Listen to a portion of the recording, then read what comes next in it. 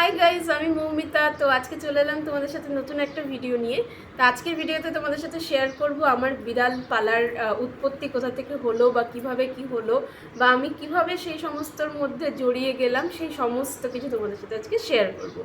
তো আমার ভিডিও যারা আগে থেকে দেখো অনেকেই হয়তো জানো যে আমি বিড়াল নিয়ে খুবই বলতে গেলে অ্যাডিক্টেড, বা আমাদের বাড়িতে অনেক বিড়াল আসে, খাওয়া দাওয়া করে।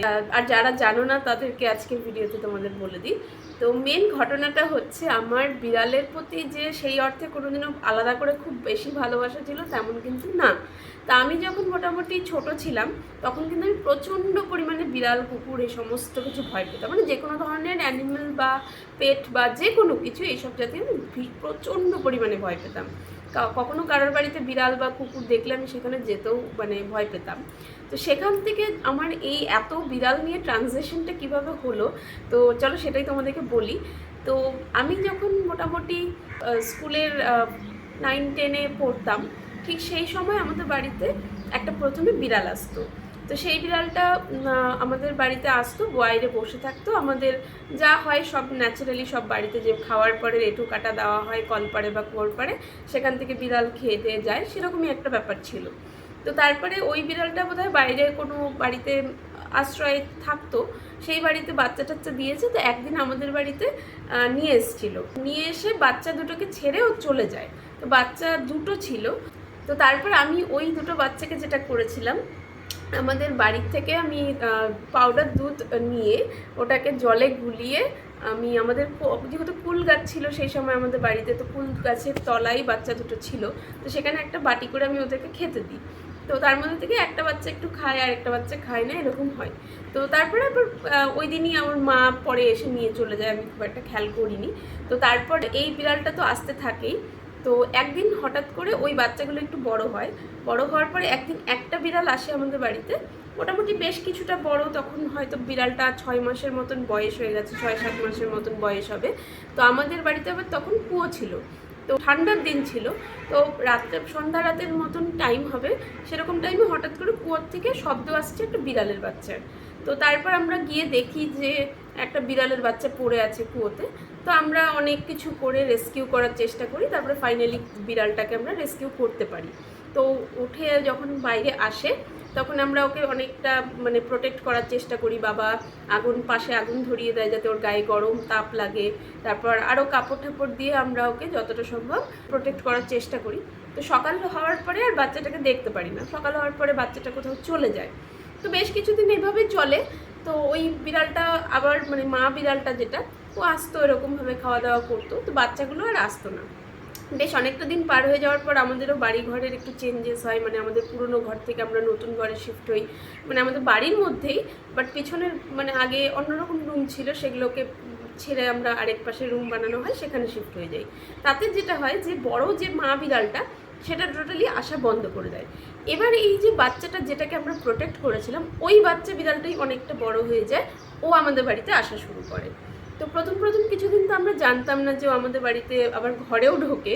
পরে যখন জানতে পারলাম, তো আমি তখন একটু একটু বিড়ালের প্রতি অ্যাট্রাক্টেড হচ্ছি, তো ওকে একটু একটু আদর করতাম। আর প্রথমে আমি মেরি বিস্কুট খাওয়াতাম, আর তাছাড়া যেটা হতো যে বাড়ির এঁঠো কাটা দেওয়া হতো সেগুলোই খেত। তো তারপরে ওই মেরি বিস্কুট খাওয়াতে খাওয়াতে একটু একটু করে ওকে আমি টাচ করা শুরু করি, ও আমার সাথে ফ্রেন্ডলি হয়ে যায়। তো তখন আমাদের সামনের দিকে একটা সিঁড়ি ছিল, ওই সিঁড়ির যে প্ল্যাটফর্মটা সেখানে বসে বিড়ালটা আমার সাথে খুব খেলতো।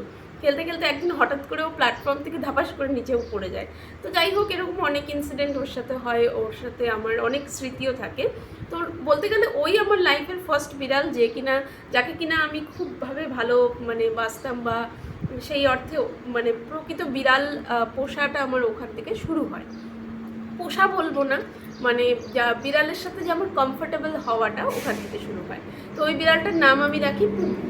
তো মোটামুটি সবসময় আসতো, আর আমাদের বাড়িতেও খাওয়া দাওয়া খেত, তার বাইরেও খাওয়া দাওয়া খেত। তো আস্তে আস্তে ওর প্রতি একটু একটু সবাই একটু অ্যাট্রাক্টেড হয়ে যায়। তো সেখান থেকে ওকে একটু একটু করে খাওয়া দাওয়া দেওয়া হয়। তো ও একবার প্রথমে বাচ্চা দেয়, তো ওর বাচ্চাগুলো মরে যায়। তারপর মানে আমাদের বাড়িতে দেয়নি, অন্য কোথাও দিয়েছিল, নিয়ে এসেছিলো, সেই বাচ্চা আর আমরা দেখিনি। যতটুকু জানতে পেরেছিলাম বাচ্চাগুলো মরে গেছে। তারপরে আবারও বাচ্চা দেয়, সেই বাচ্চা আমাদের তখন মানে পুরনো যে ঘর দুয়ারের কিছু ভাঙচুর করা জায়গা জিনিসপত্র ছিল সেখানেই বাচ্চাগুলো রাখে। তো এক রাতের জন্য আমাদের একটা মানে ঘরের ভেতরে একটা বাচ্চাও রেখে গেছিলো। তো সেই বাচ্চাটা তখন আমি বুঝতে পারিনি, তো দেখেছিলাম বেশ মিক্সিং কালারের ছিল। তো তারপরে আবার এক রাত রাখার পরের দিন সকালবেলাও বাচ্চাটাকে কিন্তু নিয়ে চলে যায়।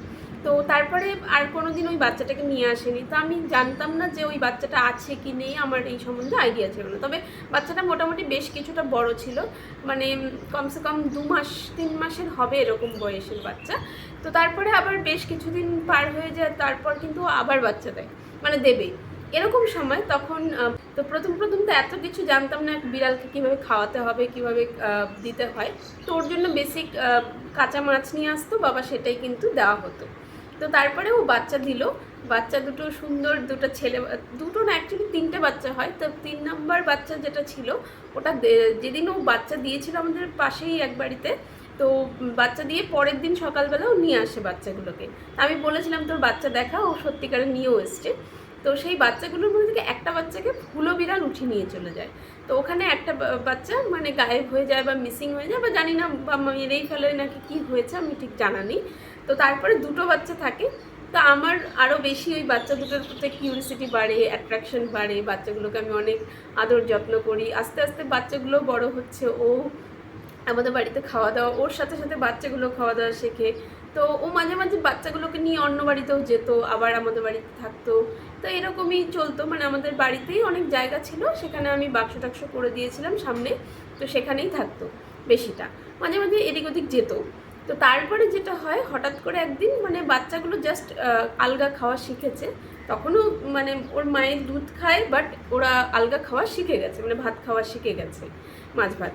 তো হঠাৎ করে একদিন সকাল থেকে ওর মা, মানে সকালবেলা ছিল, ওর মার কিছু একটা মানে ব্যথা পেয়েছে কানের পাশে, আমি দেখেছিলাম কিছু রক্তপিণ্ড জাতীয়। তো তখন আমিও অতটা খেয়াল করিনি, বিকজ আমারও তখন কলেজ আমি পড়তাম, তো আমিও পড়াশুনো নিয়েই ব্যস্ত ছিলাম। ওই দিন রাত্রেবেলার থেকে ওকে আর পাওয়া যাচ্ছে না, মানে ও আসছে না। বাচ্চা ওর নর্মালি কখনোই বাচ্চা ফেলে থুয়ে বাইরে থাকতো না। তো ওই দিন রাতে সারা রাত আমরা ওয়েট করি ওর জন্য, বাচ্চা কাছে কখনো আসেইনি, যার জন্য বাচ্চাগুলোকে আমি ঘরে রাখি ওই দিন। তো তারপরে পরের দিন সকালবেলাও আমি ঘুম থেকে উঠে গেছি, তখনও অবধি ওর বাচ্চা মানে কাছে ও আসেনি। তো আমারও ভেতরে ভেতরে একটু কেমন যেন লাগছিল, মনে হচ্ছিল যেন যে জিনিসটা কিন্তু খুব একটা নর্মাল না। তারপর আমি ঘুম থেকে উঠে ফটাফট মার সাথে গিয়ে আমি একটু খুঁজে আসি পাড়ার আশপাশে যে কারোর বাড়িতে আছে কি না। তো খোঁজার পরে কিন্তু আমি ওকে পাইনি। তারপর আবার আমি ঘরে চলে আসি, বাচ্চাগুলোকে দেখেও খারাপ লাগছে। তারপর আমাদের যে সামনের বাড়ি রয়েছে, ওদের ওখানে কিছু মিস্ত্রি কাজ করছিল। তো হঠাৎ করে মিস্ত্রিরা বলছে যে একটা বিড়াল মরে রয়েছে। আমি যখনই শুনেছি কথাটা, তখনই আমি বুঝে গেছি যে এটা তো আর কেউ হতেই পারে না, এটা নিশ্চয়ই আমার পুকুই হবে। তো তারপর দেখি, আমি সামনে গিয়ে দেখতে পারলাম সত্যিই পুকু ছিল। কিভাবে মারা গেছে, কি হলো ঘটনাটা, কিচ্ছু বুঝতে পারলাম না, জাস্ট ওর বডিটা পেলাম। তো খারাপ তো খুবই লাগছিল, বিকজ ও আমার সব থেকে প্রথম কাছের বিড়াল, ওর সাথে আমার কমফোর্টেবল ছিল। আমার শুধু না, বাড়ির সবারই খারাপ লাগছিল, বিশেষ করে বাচ্চা দুটো এত ছোট দুটো বাচ্চা রেখে মারা গেছে, তাতে আরও বেশি মাত্রায় সবারই খারাপ লাগছিল। তারপর যেটা হলো যে বাচ্চা দুটোর প্রতি আরও বেশি আমাদের মায়া বেড়ে গেল, যে যেহেতু আমরা আগে কখনো বিড়ালের সেরকমভাবে জানতাম না, যে বিড়ালরা একটা টাইম পরে নিজেরাই সার্ভাইভ করতে শিখে যায়। তো আরও সেই কারণে আমাদের ওদের প্রতি আরও বেশি মায়াটা বেড়ে গেল। তো তারপরে আমি মনে করলাম যে এই দুটো বাচ্চাকে আমি বেশিটা দেখাশোনা করব। তো তারপর ওদেরকে সেই অর্থে অ্যাডপ্ট না করলেও বলতে গেলে এক ধরনের আমি ওদের দায়িত্ব নেওয়ার চেষ্টা করলাম। তো হ্যাঁ, হয়তো আমি জানি না, অতটা কেয়ার করতে পারি না, বা ইভেন আমার পক্ষে হয়তো ফাইন্যান্সিয়ালি ততটা পসিবিলিটি না যে একটা প্রপার অ্যাডপ্ট করে যেইভাবে করব, সেরকমটা হয়তো আমার পক্ষে পসিবল ছিল না। তবে আমার দ্বারা যতটা সম্ভব আমি চেষ্টা করেছি। ওদের আমার বাবা প্রতিদিন ওদের জন্য প্রপার ভালো মাছ এনে দিত। তারপর আমি মোবাইল থেকে দেখে ইউটিউব থেকে দেখে শিখলাম যে কীভাবে বিড়ালের বাচ্চাদেরকে বা বিড়ালকে খেতে দিতে হয়। তো সেখান থেকেই সব কিছু আমার শেখা। তারপর যতটা সম্ভব ওদেরকে মানে যত্ন করে রাখার জন্য, যতটুকু ওদের জন্য কেয়ার করতে হয় বা ওদের জন্য ট্রিটমেন্ট করা, সেই সমস্ত কিছু চেষ্টা করছি আমি মেনটেন করার। তো বাচ্চা দুটো বেশ অনেক দিন চলছে ঠিক মতনই, অনেকটা বড়ও হয়ে গেছে। এবার এরা বড় হতে হতে মাঝখানে একটা হুলো বিড়াল আসতো, যেহেতু বাচ্চা দুটোই ছেলে ছিল তো ওদেরকে ভীষণভাবে অ্যাটাক করতো দুটো বিড়ালকেই। আর এর মাঝে একটা বিড়াল আসতো, সেটা হচ্ছে ওই যেটা বলেছিলাম যে এই বিড়ালটার মা বিড়ালটার একটা বাচ্চা নিয়ে এসেছিল প্রথমবার, ধূসর ধূসর মানে মিক্সিং কালারের। সেই বাচ্চাটাই এত বড় হয়ে আজকে আমাদের বাড়িতে আসা শুরু করে। তো তার মানে হচ্ছে এই যেই দুটো বাচ্চাকে আমি অ্যাডপ্ট করলাম, এই দুটো বাচ্চার তার মানে এটা দিদি। তো এই বিড়ালটা কিন্তু তারপর আমাদের বাড়িতে আসা শুরু করে। ও ধীরে ধীরে খাওয়া দাওয়া করতো, কখনো থাকতো কখনো চলে যেত, এরকমের মধ্যে ছিল। তো তারপরে ও যখন বড় হলো, ও কিন্তু অন্য বাড়িতে বাচ্চা দিল। ওর বাচ্চাও আবার আমাদের বাড়িতে মাঝে মাঝে খেতে নিয়ে আসতো। এই করতে করতে কি হলো, ওর বাচ্চাও আমাদের বাড়িতে আসা শুরু হলো। এবার যেটা শুরু হলো, এখান থেকে আসল ঘটনা। ওই ছেলে বাচ্চা দুটোকে তো আমি প্রপার কেয়ার করতাম, যত্ন করতাম, সব কিছু আদর যত্ন রাখতাম। এবার এই যে বিড়ালটা যেটা নাকি ধূসর ধূসর মিক্সিং কালার, যার নাম ঘুপু, সেই ঘুপুর যে বাচ্চা চিন্টু আর টুনটুনি, এই বাচ্চাগুলো আমাদের বাড়িতে আসা শুরু করে। এই বাচ্চা আমার অ্যাডপ্ট করা যে কালু সুন্দরী ছেলে বাচ্চা দুটো, ওদের সাথে সাথে এরাও খাওয়া দাওয়া শুরু করে, প্লাস ঘুপুও খাওয়া দাওয়া শুরু করে। তো এখান থেকে শুরু হলো আসল ঘটনা। এখান থেকে আমার হাতের থেকে পুরো আউট অফ কন্ট্রোল হয়ে গেল। এবার যেটা ব্যাপারটা হচ্ছে যে আমি আমার যে কালো সুন্দরী বাচ্চা দুটোকে আমি খাওয়াতাম, এবার ওদেরকে খাওয়াচ্ছি, এই বিড়ালগুলো আসছে, এদেরকে খাবার দেবো না। এই করতে করতে যেটা শুরু হলো, একজন খাচ্ছে আরেকজনকেও দিচ্ছি। এবার ওরা আস্তে আস্তে তারপর আরও একটা অন্য বিড়াল আসতো, সেই বিড়ালটাও আসা শুরু করলো, ওর বাচ্চা দিল, ওর বাচ্চারাও আসা শুরু করলো। এই করতে করতে করতে করতে লাস্টে মোটামুটি আমার যখন এই কালো সুন্দরী বিড়াল দুটোর 1 বছর কয়েক মাস বয়স হবে, ওরা তখন আস্তে আস্তে কি হলো, মাঝে মাঝে বাইরে ঘুরতে যেত। ঘুরতে যেতে যেতে হঠাৎ করে প্রথমে একদিন সুন্দরী টোটালি মিসিং হয়ে গেল, তারপরে অল্প কিছুদিন পরে কালুও মিসিং হয়ে গেল। তো অ্যাকচুয়ালি যেটা আমি বুঝতে পারলাম, হয় আমাদের আশপাশেরই কেউ ওদেরকে নিয়ে দূরে কোথাও ফেলে দিয়ে এসছে, নয়তো বা ওদেরকে হুলো বিড়াল ভীষণভাবে প্রচণ্ডভাবে অ্যাটাক করতো, সেই কারণে ওরা নিজেরাও চলে যেতে পারে। তা আমি আজ অবধি ওদের কোনো খোঁজ পাইনি, আমি অনেক খোঁজারও চেষ্টা করেছি, আজ অবধি ওদের কোনো ট্রেস পাইনি। তো আজকে অনেক বছর হয়ে গেছে, জানি না এখন আর ওরা বেঁচেও আছে কি না। তো কমসে কম 6 বছরের মতন হবে ওরা মিসিং।